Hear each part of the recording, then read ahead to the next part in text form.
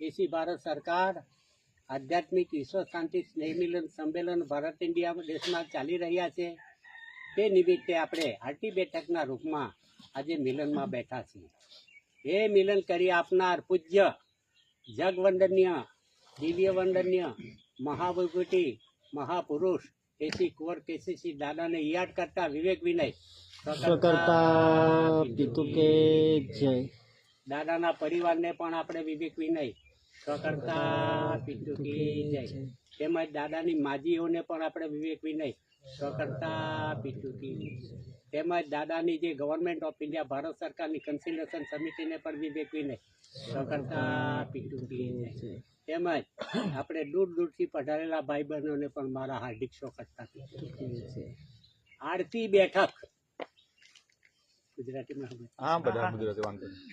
આરતી બેઠક